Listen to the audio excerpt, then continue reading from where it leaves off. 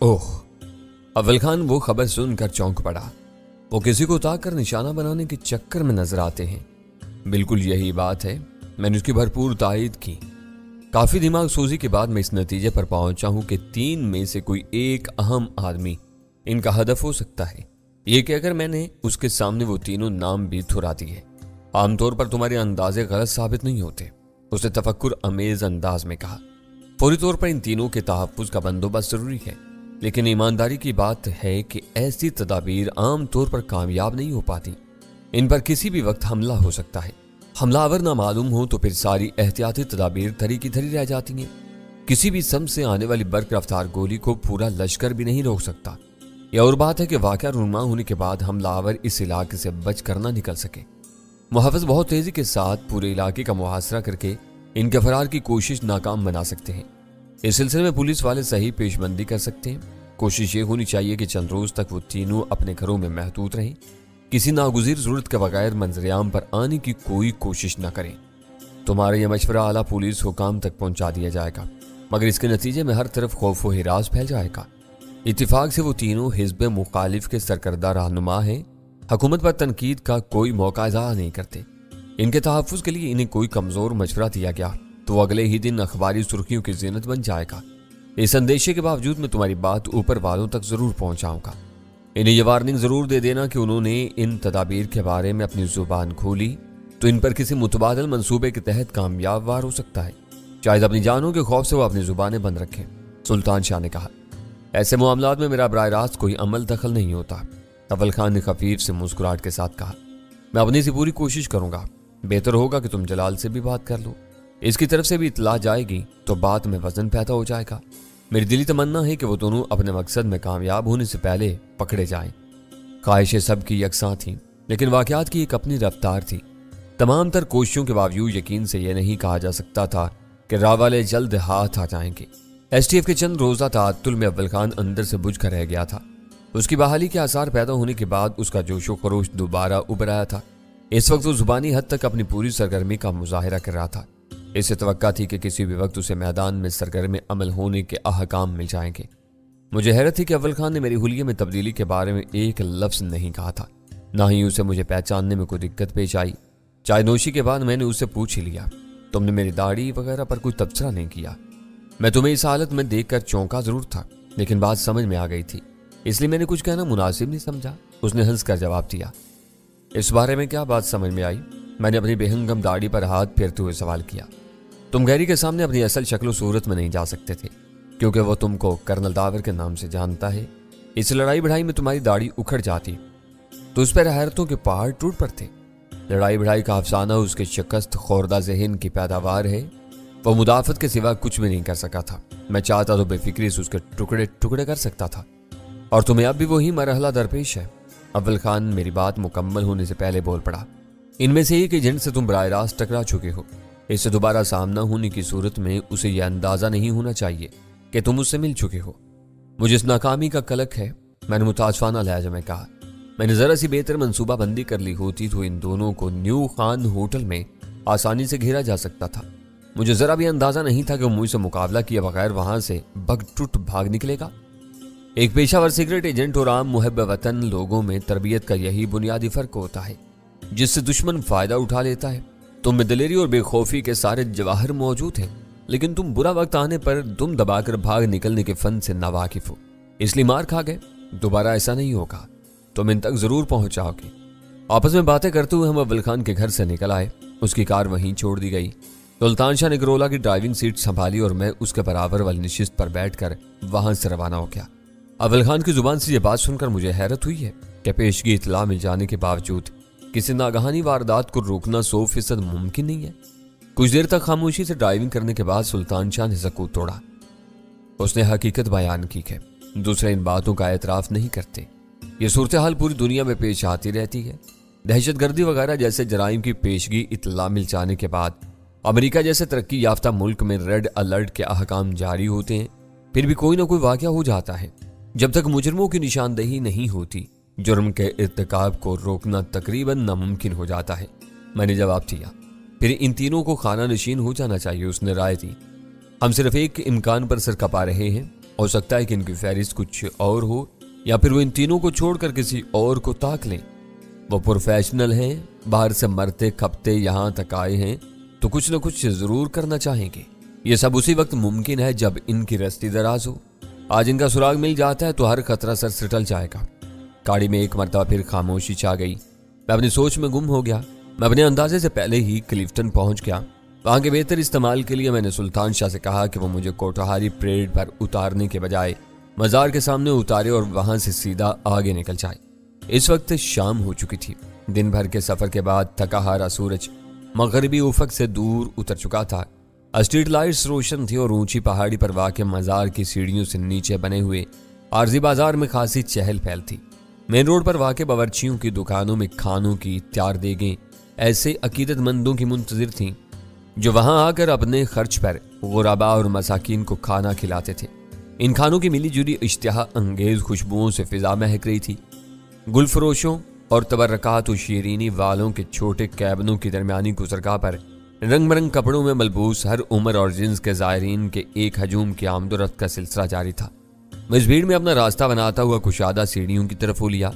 मैं बज़ाहिर गिरदोपेश से बेखबर था, लेकिन मेरी निगाहें बहुत बारीकी से इन फकीरों, मलंगों और मवालियों का जायजा ले रही थीं जो भांत भांत के हुलियों में ज़ायरीन को घेर कर इनकी अकीदत और फराग दिली से फैज़ हासिल कर रहे थे।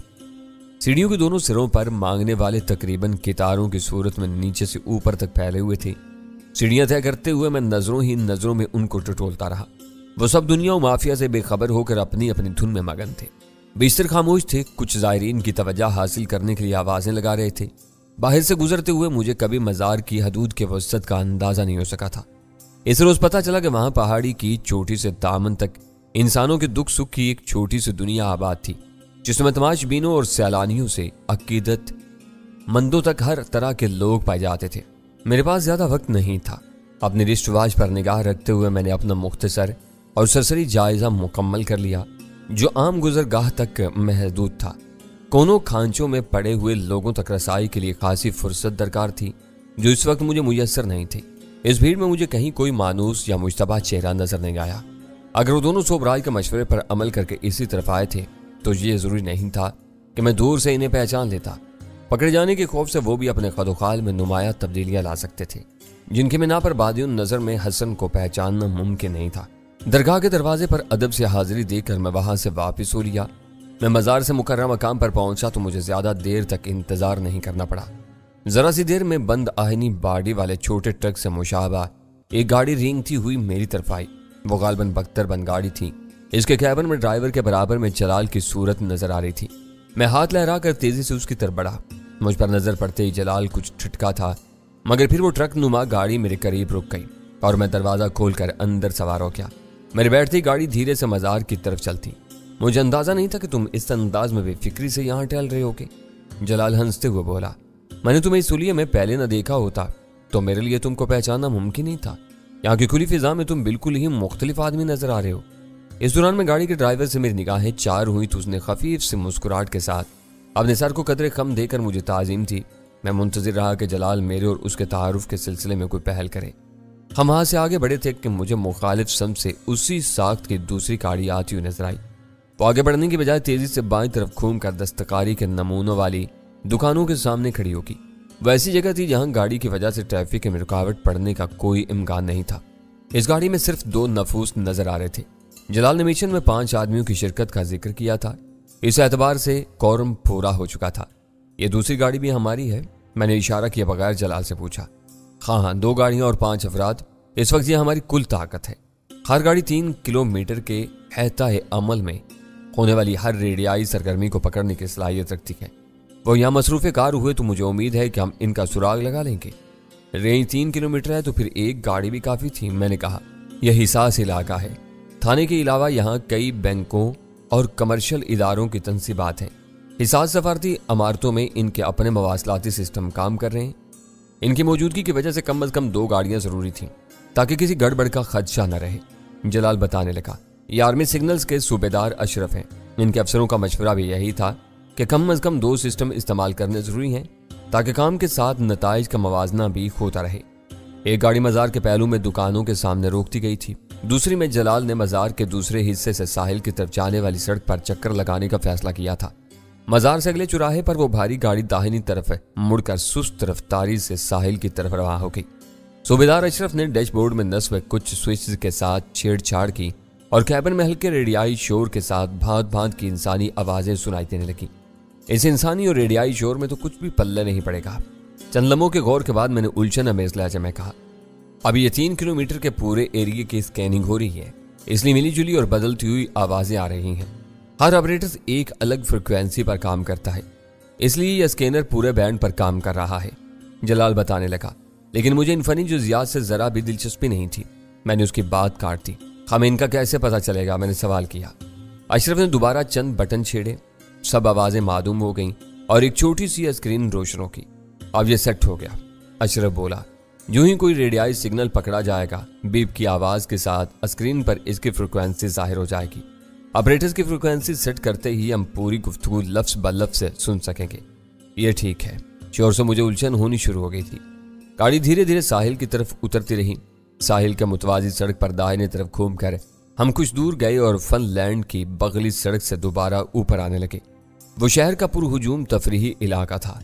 वहां हमारी अजीब साख्त की वजनी गाड़ी लोगों की तवज्जो का मरकज बन रही थी। हम हल्की सी चढ़ाई तय करके मेन रोड पर पहुंचे और वहां से दोबारा मजार की तरफ मुड़ गए। गनीमत यह था कि सूबेदार अशरफ सादा कपड़ों में मलबूस था। इसके बदन पर फौजी वर्दी होती तो हमारी गाड़ी ज्यादा तवज्जो का मरकज बनती। मजार से अगले चौराहे पर अशरफ ने जलाल के अमा पर गाड़ी किनारे से लगाकर रोक दी। गाड़ी के सारे आलात बिल्कुल सही काम कर रहे हैं और सेट हैं। इंजन बंद करने के बाद अशरफ ने कहा, कोई सिग्नल आएगा तो तेज बीप होगी। इजाजत हो तो मैं कुछ देर के लिए गाड़ी से उतरकर आसपास का चक्कर लगा लूं। जलाल ने उसे इजाजत दी थी।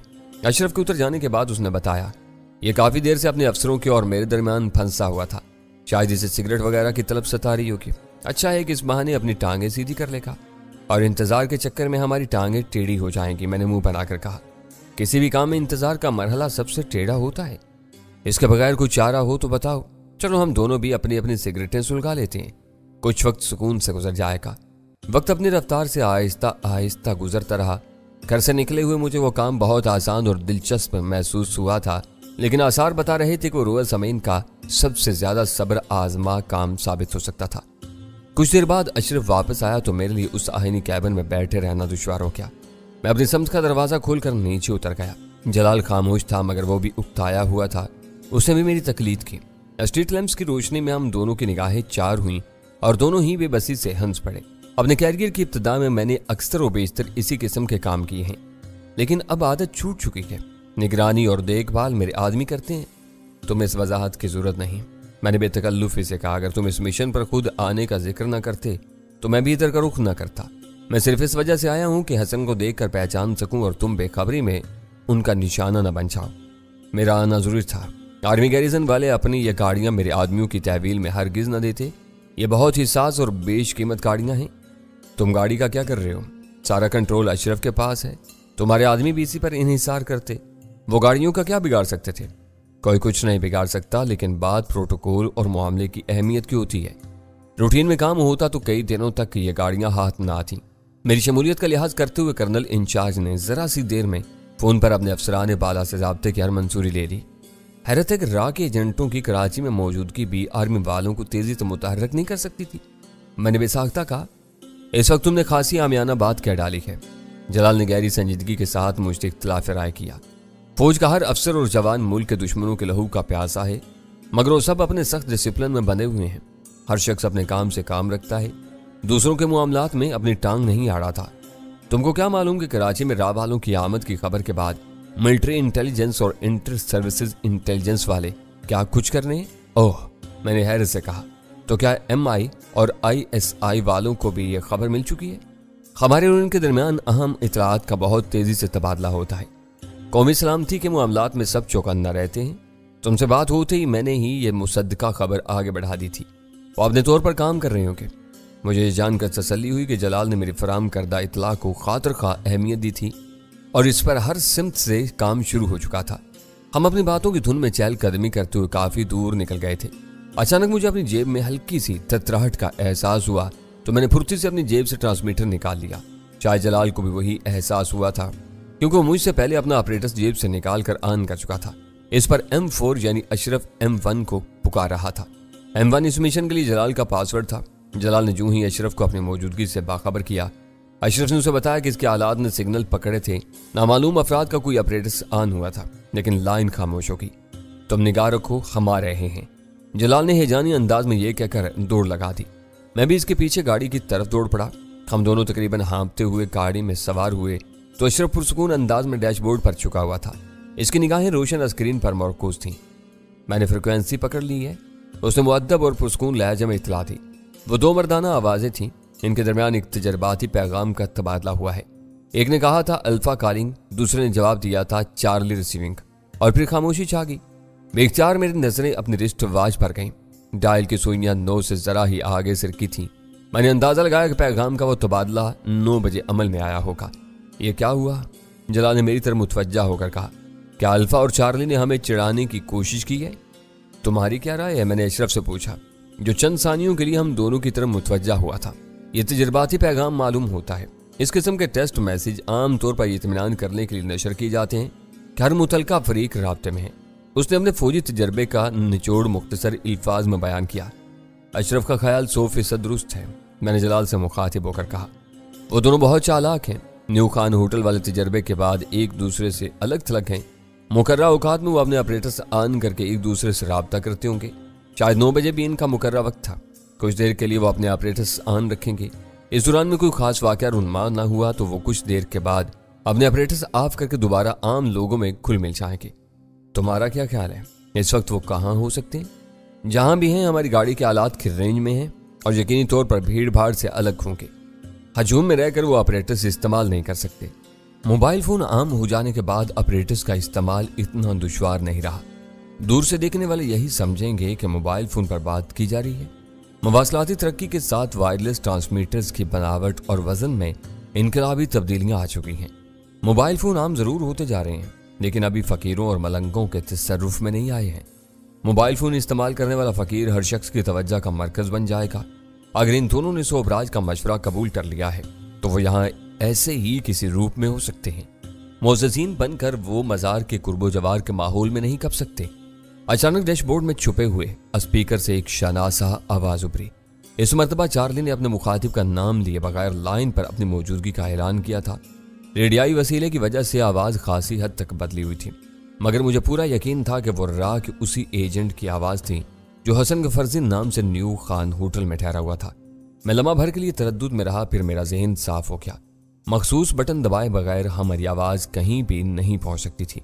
मैंने इस्तरारी लहजे में जलाल को अपने शक से आगाह किया तो उसका चेहरा वफूर जोश से तमतमा उठा। सर, हम इनकी तरफ चलते हैं, अशरफ ने इजाजत लेने वाले अंदाज में जलाल से कहा, और इसका जवाब सुनने से पहले अग्निशन ऑन करके इंजन चला दिया। जरा से तवक्कुफ के बाद अल्फा भी लाइन पर आ गया। इसका पैगाम सुनते ही चार्ली ने किसी जन्नाती जुबान में अपनी रोदात शुरू कर दी। ओह, जलाल के मुंह से बेसाख्ता निकला, साला तामल या तलखों में बात कर रहा है। तुम ये जुबानें समझ सकते हो?